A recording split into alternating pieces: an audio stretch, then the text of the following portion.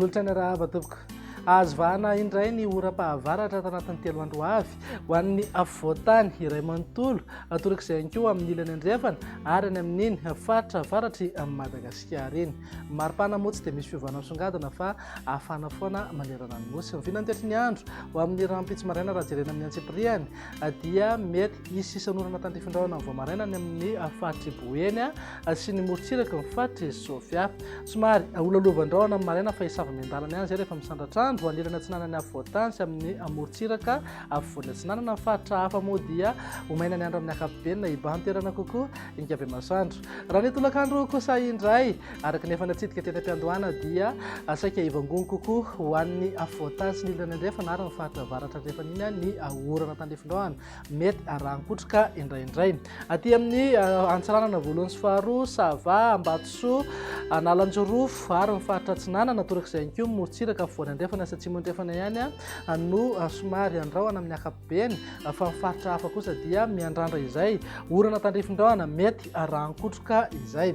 Raha mahakasika ny maripana indray manodidina eo amin'ny 9 hatramin'ny 20 degré ho an'ny afovoatany, 20 hatramin'ny 20 degré morontsiraka Atsinanana ary 20 hatramin'ny 13 degré kosa ho an'ny ilany andrefana. Tazantsika amin'izao fatafakatra 13 degré maripana ambony indrindra any Mampikony sy Port Berger.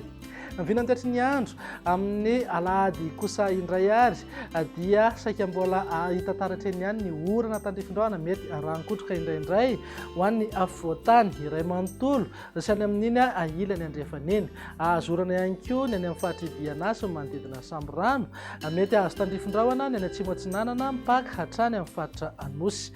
Ny morontsiraka atsimo andrefana sy aty amin'ny morontsiraka avaratra Atsinanana sy afovoany Atsinanana kosa dia homaina ny andro amin'ny akapobeny. Raha mahakasika ny maripana tsy dia misy fiovana misongadina fa manodidina amin'ny 12 hatramin'ny 20 degré ho an'ny afovoatany, 20 hatramin'ny 23 degré morontsiraka Atsinanana ary 20 hatramin'ny 4 degré kosa ho an'ny ilany andrefana. Tsy misy fiovana amin'ny maripana ambony indrindra any amin'ny faritry Sofia fa manodidina amin'ny 30 degré hatrany.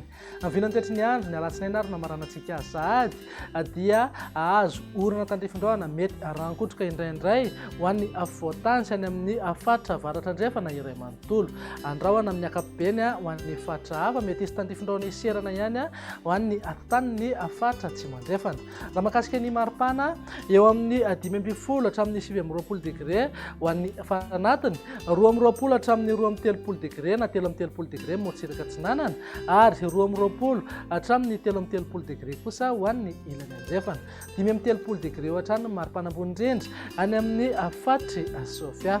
Izay ny mahakasika ny mety ho tetry ny andro faraky nefa mahazatra anao rehefa zomato izao dia indro atolotra anao indray ny tamin'ny fahalotondrivotra teto Antananarivo sy ny manodidina. Na dia anisy fidinany aza ny tamin'ny fahalotondrivotra eto Antananarivo dia mety mbola ankarary ireo olona marefatra any zany. Raha ny Kisary kosa dia avy 3 hatramin'ny 4 eny amin'ny fetrany OMS ny rehefa rehetra voaray. Raha mandrafitra ny tetry ny andro ao anatin'ny 3 andro avy jerena dia vinavinaina idina izay tamin'ny fahalotondrivotra eto Antananarivo sy ny manodidina izay noho ny rotsakorana mety hisy eo amin'ity faran'ny herinandro ity. Dia izay indray ny vinany tetry ny andro ato anatin'ny 3 andro avy manome fotoananao ao manaraka indray veloma tompoko.